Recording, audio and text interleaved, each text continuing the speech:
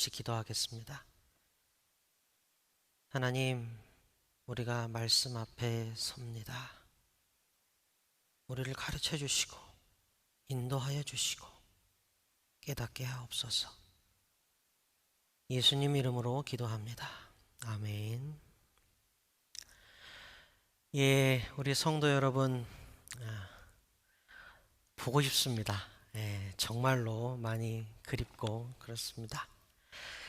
그 그리움을 모두어서 우리 함께 하나님 말씀 보도록 하겠습니다. 제가 가장 신앙적인 고민을 하고 또 심각하게 성경을 읽었던 때는 군대 가기 직전이니까 24살쯤 되었을 때입니다. 오만한 젊은이의 패기를 가지고 성경에 틀린 점은 없는가 하며 꼼꼼히 읽고 비판하고 곱씹어보고 그랬더랬습니다. 모태신앙으로서 어머니 뱃속에서부터 교회를 다녔던 저는 그냥 듣고 믿어라 하는 맹신이 아닌 제 전인으로 화답할 수 있는 신앙을 찾고 있었습니다. 그리고 그 답을 성경에서 찾고자 했습니다. 오늘 우리 파사데나 장로교회 가족들과 함께 나누고자 하는 성경의 이야기는 그때도 지금도 변함없이 끊임없이 묵상하고 있는 것입니다. 하늘나라, 하나님 나라에 관한 내용입니다. 첫 번째는 전에 설교에서 제가 몇 번 언급했었던 마태복음 18장에 나오는 1만 달란트 탕감받은 종의 이야기이고, 두 번째는 마태복음 20장에 기록된 일꾼을 찾으러 나간 포도원 주인의 이야기입니다. 이 두 이야기를 통해서 오늘 하나님께서 우리에게 말씀하시는 그 음성을 꼭 들을 수 있기를 소원합니다. 두 이야기를 들려드리기에 앞서서 먼저 성경의 이 이야기들을 읽고 매우 불만이었던 예전의 저에 대해서 먼저 설명을 드려야 할 것 같습니다. 28살의 저는 그야말로 혈기 넘치고 오만방자한 젊은이였습니다. 지금 생각하면 정말 얼굴이 화끈할 정도로 천방지축 날뛰던 망아지 같았습니다. 보통 그 나이대의 청년들이 대개가 그러하듯 저도 당시에는 제가 뭔가 대단한 것을 알고 있고 공명정대하고 정의의 편에 서 있다고 생각을 했었습니다. 거기다가 제가 대학교 때 법학을 전공하였는데요, 어줍지 않고 설익은 법학 지식까지 더해져서 저는 제 주위에는 온통 불법이고 불합리라고 생각했었습니다. 그리고 성경도 크게 다르지 않다라고 여겼지요. 지금까지 나는 세뇌되었던 거다. 이 세뇌를 모두 걷어버리고 완전히 객관적인 시각, 비판자의 관점으로 성경을 읽어보겠다 하며 뭔지 모를 분노의 감정을 가지고 성경을 읽었습니다. 마음밭이 정말 안 좋았었지요. 그렇게 성경을 읽어나갔습니다. 이래저래 마음에 거치는 것들이 많았지만 뭐 일단 읽어보자 하며 쭉쭉 읽어나갔습니다. 그러다가 복음서를 읽을 때 정말 이건 말도 안 된다 하며 비판하고 고민하게 된 오늘의 두 하늘나라 이야기에 다다랐습니다. 한 종이 있었습니다. 왕에게 1만 달란트 빚을 졌습니다. 그 금액을 오늘날 돈으로 환산해 드릴게요. 하루 품삯 곧 한 데나리온을 100불이라고 쳤을 때 한 달란트는 6천 데나리온, 그러니까 60만 불이고요. 1만 달란트는 60억 불입니다. 잘 감이 안 오시죠? 여러분 복권 아시죠? 메가밀리언, 파워볼 그런 거 1등을 수차례 해도 못 갚는 돈입니다. 이제 좀 이해가 되시죠? 돈 갚을 때가 되어서 왕이 종에게 돈을 갚아라 했습니다. 종이 사정을 합니다. 조금만 말미를 주십시오. 제가 갚겠습니다. 하며 빌었습니다. 왕은 그런 종을 보며 불쌍히 여겨서 모든 빚을 탕감해 주었습니다. 어마어마한 빚을 모두 없애 주었지요. 야, 이게 무슨 일이야 하며 기뻐하면서 그 종이 왕에게서 나와서 집으로 가는 길에 자기에게 100데나리온, 그러니까 1만 불 정도를 빚진 동료를 만났습니다. 만나자마자 멱살을 틀어쥐고 이 녀석아 내 돈 갚아라 하며 윽박지르다가 종래에는 조금만 기다려달라고 엎드려 사정하는 자기 동료를 감옥에 집어넣어 버렸습니다. 그런데요, 이 이야기가 왕의 귀에 들어갔고 왕은 종을 불러 크게 화를 내며 내가 너를 불쌍히 여긴 것처럼 너도 네 동료를 불쌍히 여겨야 마땅하지 않느냐 하며 그 종을 감옥에 집어넣어 버렸습니다. 이 이야기가요, 거친 돌짝밭 같은 제 마음에는요 영 불만이었습니다. 제가 가지고 있는 지식과 생각에도 어긋났습니다. 왕이 종의 빚을 탕감해 준 건 고마운 일인데 고마운 것은 고마운 것으로 왕과 종 사이에서 끝날 일이지 왜 왕이 종이 자기 동료의 빚을 깎아주든지 말든지에 개입을 하는 거지? 왕으로부터 빚을 탕감받았다고 해서 종에게 동료의 빚을 없애주어야 하는 어떤 법적인 의무도 근거도 없는데 이게 어찌된 일이야? 종은 종의 필요가 있을 것이고 동료의 빚을 받아야 할 필요가 있을 수 있는데 동료의 빚을 안 깎아준 것이 마치 불의를 행한 것처럼 기록되어 있잖아.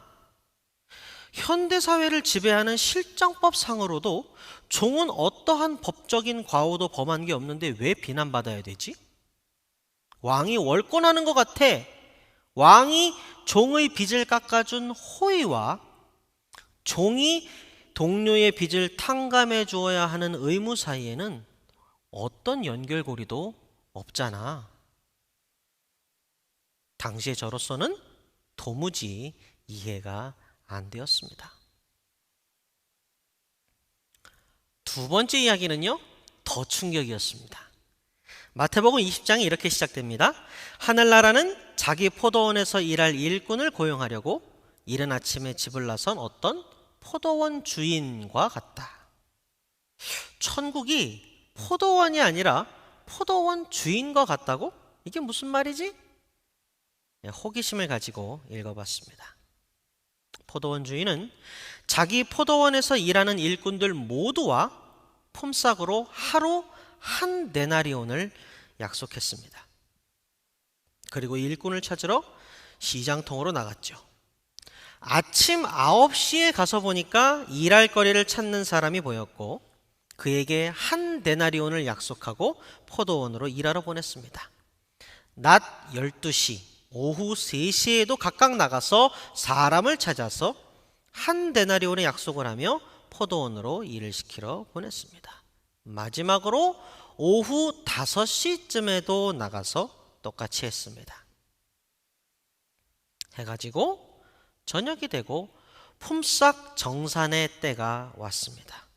포도원 주인이 청지기에게 말했습니다. 오후 5시에 온 사람부터 품삯을 주시오. 청지기는 오후 5시에 와서 일한 사람들에게 한 데나리온을 주었습니다. 이 광경을 보면서 그보다 일찍 온 사람들은 옳거니 한 데나리온보다는 좀 더 받겠구나 생각을 하고 청지기 앞에 갔습니다. 그런데 청지기가 자기들한테도 똑같이 한 데나리온씩을 주는 겁니다. 그들은 투덜거리며 주인에게 이렇게 항변했습니다.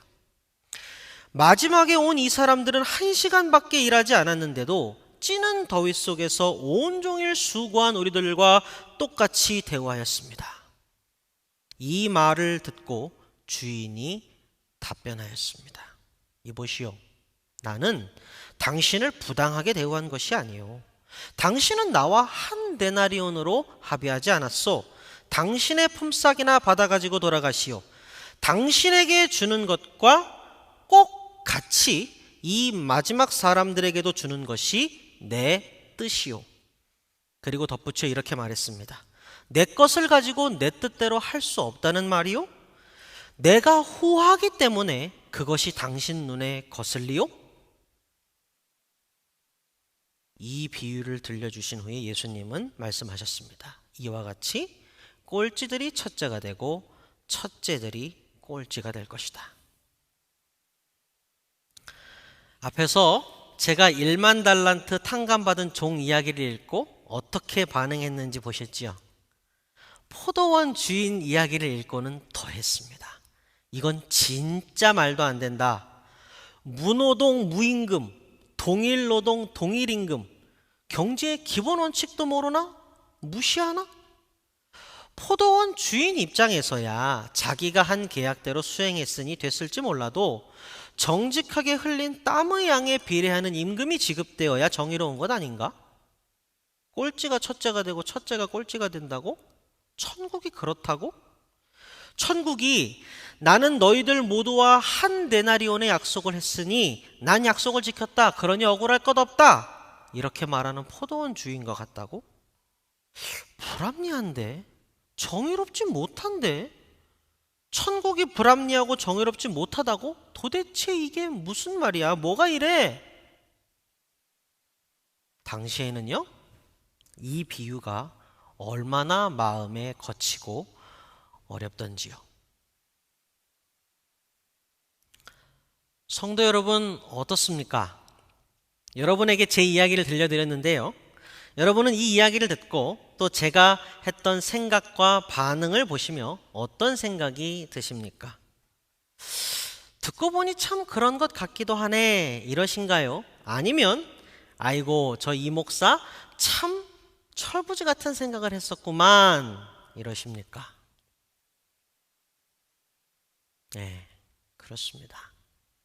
제가 정말 철부지 같은 생각을 했었습니다. 지금부터 한 15년 전 오만방자한 20대 청년이던 저는 앞에 이야기들을 읽으며 이건 말도 안 됩니다, 엉터리입니다 라고 생각했었습니다. 하지만 시간이 흘러 지금의 저는 같은 이야기를 읽고 이렇게 고백합니다. 네, 주님 뜻대로 이루어지이다. 세상 나라에서는 왕이 1만 달란트를 탕감해 주었다고 해도 이와는 별개로 종은 아무 상관없이 자기에게 빚진 동료에게 100데나리온을 추심하여 받을 권리가 있습니다. 아무 문제도 없고 잘못도 없습니다. 법적으로, 시스템상으로, 사회구조와 질서상으로 지극히 정상적입니다. 그런데요, 오늘 말씀에 근거하여 하나님의 나라는 1만 달란트를 탕감받았음에 감사하며 자기에게 빚진 동료의 100데나리온 빚을 역시 없애주는 이에게 임합니다. 세상 나라는 1만 달란트 탕감에 대한 감사가 100데나리온 빚 탕감으로 이어질 하등의 이유가 없습니다만, 하나님 나라는 감사가 감사를 낳고 자비가 자비를 낳습니다. 이사야 42장 3절을 보면요, 주님이 우리에게 어찌 하셨는지가 기록되어 있습니다. 그는 상한 갈대를 꺾지 않으며 꺼져가는 등불을 끄지 않으며 진리로 공의를 베푸실 것이다.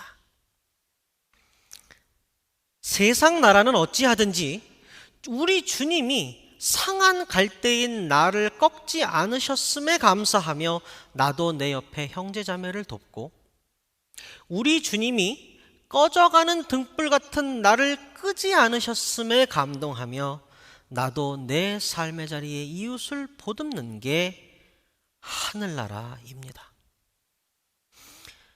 한 주간 다시 이 비유를 묵상하는데 이런 생각이 들었습니다. 하나님 나라는 어떤 사람에게 주어질까? 세상 사는 동안 그냥 세상 나라의 이치대로 산 사람일까? 아니면 이 땅에서도 하나님 나라를 산 사람에게 주어질까? 하나님 뜻은 무엇일까? 내가 이 땅에서도 하늘나라를 사는 것 아닐까? 나로 말미암아 우리 그리스도인들로 말미암아 이 땅에 하나님의 나라가 이루어지는 것이지 않을까?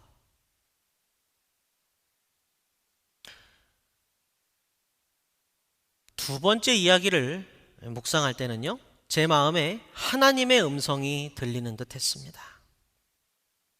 그게 나의 정의다. 하루 종일을 일했든 3시간 혹은 6시간을 일했든 일용직 노동자로서 고단한 삶을 살아가는 이에게 하루 품삯을 주어 그와 그의 가족이 살아갈 수 있도록 하는 것이 나의 정의다. 무언가를 얼마만큼 했는가가 세상 나라의 척도이지만 나의 척도는 다르다. 나의 셈법은 다르다. 왜냐하면 나의 나라는 은혜로만 들어올 수 있기 때문이다. 그러면서 제 머리에 떠오르는 이가 있었습니다. 바로 누가복음에 등장하는 예수님 옆에 달려 있었던 강도입니다. 예수님께서 십자가 위에서 하신 7마디, 그 중에 하나, 내가 오늘 밤 나와 함께 낙원에 있으리라. 예수님의 육성으로 천국 인침을 받은 유일한 사람, 하나님 나라는 오직 은혜로만 들어감을 확증해주는 복된 증인. 원래요, 아무도 한 데나리온을 받을 수 없었어요. 일거리가 없어서 가족들이 굶주려도 어찌할 도리가 없는 사람들이었어요. 그런데 직접 시장통으로 나가서 사람을 찾아서 고용하고 한 데나리온을 주어 식량과 필요한 물품을 살 수 있게 한 포도원 주인의 노동의 양을 따지지 않는 은혜와 자비 덕에 모든 이들이 살 수 있었던 겁니다. 20대의 치기 어린 저는 성경을 읽으면서도 하나님의 생각이 무엇인지에는 관심이 없었던 겁니다. 그저 성경이 내 오만한 생각, 얕은 지식과 얼만큼 같으냐를 확인하고 싶었을 뿐이죠. 누가 더 많이 가졌느냐 했느냐의 문제가 아닙니다. 누가 진리를 알았고 누가 그 진리를 믿었느냐의 문제입니다. 그래서 우리에게 희망이 있는 겁니다. 하나님 나라는 은혜로만 가기 때문입니다. 우리는 세상 나라에서 삽니다. 세상의 구조와 규칙 속에서 살고 있지요. 우리는 인정해야 됩니다. 혹여 아니신 분도 있겠지만 우리들 대부분은 오전 9시에 와서 하루 종일 일한 후 한 데나리온밖에 못 받아서 투덜대는 일꾼들과 같은 모습으로 살아갑니다. 여러분, 잘못된 것 아닙니다. 성경이 설명하는 인간의 본성상 자연스러운 것이지요. 다만 하나님 말씀 앞에서 예수님의 가르침을 기억하며 성령의 이끄심에 따라 마음을 다독여서 달리 살 수도 있습니다. 얼마만큼이 되었든 간에 내가 얻는 모든 것이 다 하나님의 은혜로다 하며 세상 나라 한가운데서 하나님 나라를 살 수도 있습니다. 저는 10수년이 지난 후에야 하나님 말씀의 진가를 알게 되었습니다. 기쁜 마음으로 우리 성도님들과 나누고 싶습니다. 요컨대 우리 모두는요 1만 달란트 탕감받은 종입니다. 내게 빚진 자의 100데나리온을 탕감해 주지 않아도 아무 문제될 것 없습니다. 아무도 탕감해 주지 않고 않아도 되는 세상 나라에 우리는 살고 있습니다. 하지만 1만 달란트 탕감받음의 감사를 이어 내게 빚진 자의 100데나리온을 탕감해 주는 순간 우리의 삶의 자리는 더 이상 세상 나라가 아니라 하늘나라가 됩니다. 베드로에게 말씀하셨듯이 이 땅에서 풀면 하늘에서도 풀립니다. 천국 문을 여는 열쇠는요 하늘에 있는 게 아니고요 지금 여기 이 땅에 내 삶의 자리에 있습니다. 또한 우리 모두는 아침 9시부터 일한 일꾼들입니다. 우리보다 늦게 온 사람들이 같은 삭스를 받는 것을 보며 분노와 질투와 불만이 있을 수 있습니다. 이상할 것 없고 자연스러운 일입니다. 우리는 다 그런 존재라고 성경이 기록하기 때문입니다. 그러나 그가 받은 한 데나리온이 아니라 내가 받은 한 데나리온과 그 한 데나리온을 준 포도원 주인의 은혜로 시선을 옮긴다면 분노하고 질투하는 대신에 감사하게 되고 세상의 풍토와 정서와 시스템이 어떠하든 간에 우리는 각자의 자리에서 하나님 나라를 살 수 있을 겁니다. 오늘은 다시 생각하기 마지막 날입니다. 제목은 다시 생각하기 5편 하나님 나라입니다. 여러분 하나님 나라가 있다는 걸 믿으십니까? 이런 질문을 받으면 상투적인 대답들을 들을 수 있습니다. 믿지요. 성경에 있다고 쓰여 있잖아요. 예수님이 하나님 나라가 있다고 말씀하셨잖아요. 제가 목회 현장에서 관찰한 바로는 대부분 그리스도인들이 딱 여기까지입니다. 하나님 나라가 있다. 어딘가에 있고 언젠가는 갈 수 있다. 그러니까 그때까지 잘 지내보자. 화이팅. 하지만 예수님이 하나님 나라에 대하여 어디까지 말씀하셨는지 우리는 다시 생각해 봐야 합니다. 결론부터 말씀드리자면 예수님은 우리에게 우리가 있는 자리를 하나님 나라로 만들어라 라고 말씀하셨습니다. 게다가요 아무것도 안 해주시면서 그냥 시키신 게 아니고 할 수 있는 방법까지 알려주시면서 모든 그리스도인들에게 사명을 주셨습니다. 예수님이 말씀해 주신 방법이 뭔가요? 바로 성령입니다. 친히 우리 각 사람의 심령에 내주하시며 이 땅에서 하나님 나라를 이룰 수 있도록 도우시는 보혜사 성령까지 우리에게 보내주시면서 부탁하셨습니다. 부디 너로 말미암아 네 삶의 자리가 천국으로 바뀌기를 원하노라. 여러분 아득하지만 한번 상상을 해보세요. 1만 달란트 탕감받은 사람이 100데나리온 깎아주지 않아도 전혀 법적으로 시스템상으로 상식적으로 아무 문제가 없는 세상에 우리는 살고 있습니다. 아무도 비난하지 않아요. 못해요. 거기까지면 그냥 세상이지요.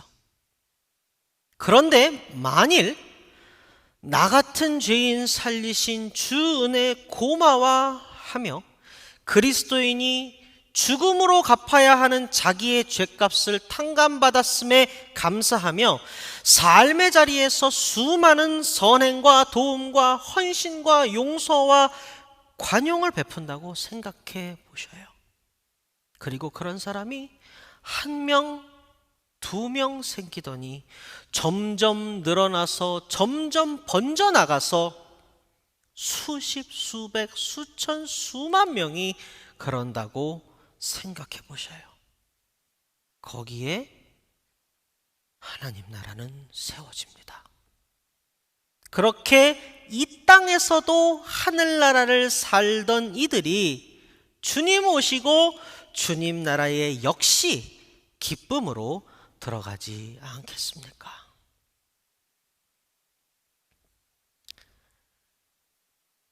우리 모두가 경험해 왔고 잘 알다시피 세상의 이치와 시스템에는요, 은혜라는 개념 자체가 들어가는 게 거의 불가능합니다. 이는 잘못된 건 아닙니다. 죄악 이후 인간의 악한 본성에 의해 만들어져가는 세상의 모습은요, 어찌 보면 당연합니다. 성경은 우리에게 말하죠. 그럴 줄 몰랐더냐.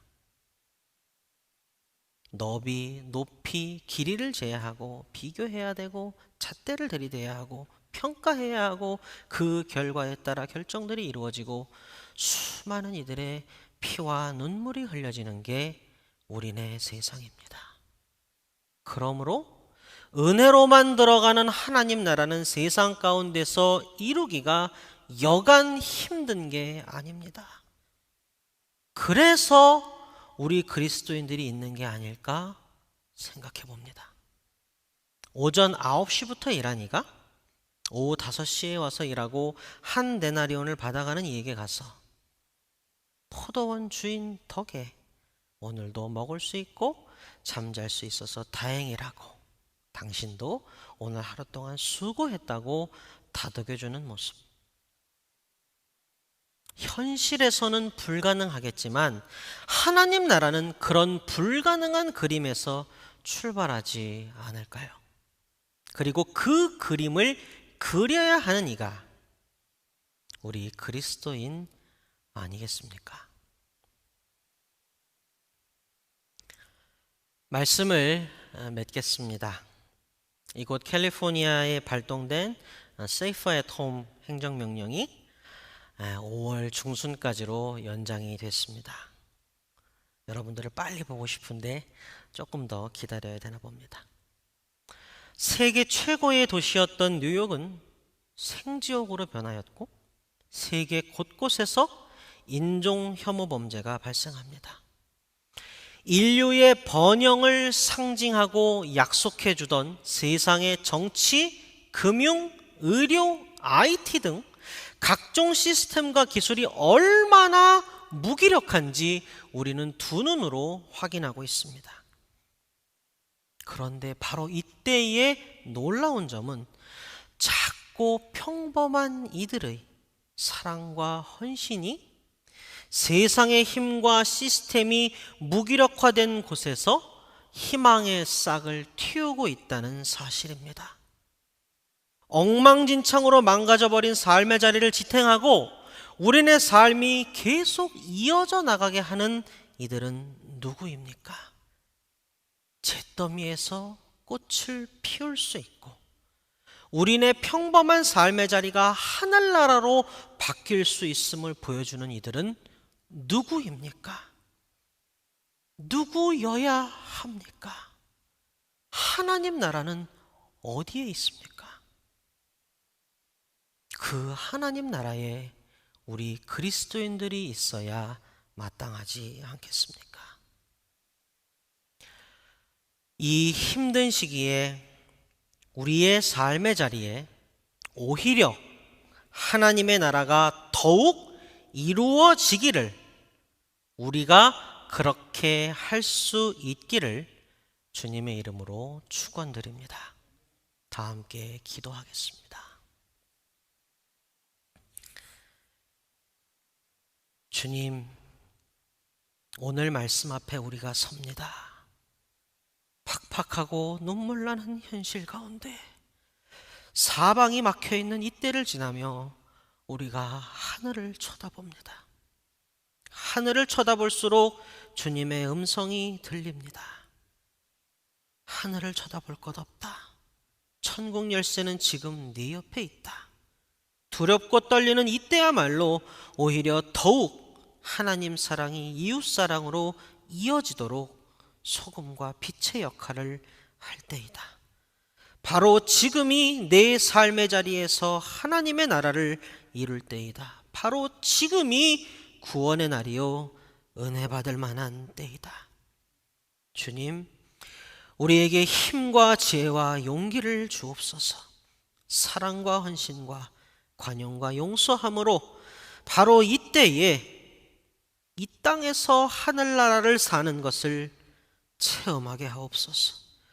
부디 우리 파사데나 장로교회의 온 가족에게 이 복된 은혜를 꼭 나리어 주옵소서. 높은 산이 거친 들이 초막이나 궁궐이나 내 주 예수 모신 곳이 그 어디나 하늘나라임을 온 몸과 마음으로 체험하게 하옵소서. 예수 그리스도의 이름으로 기도합니다. 아멘.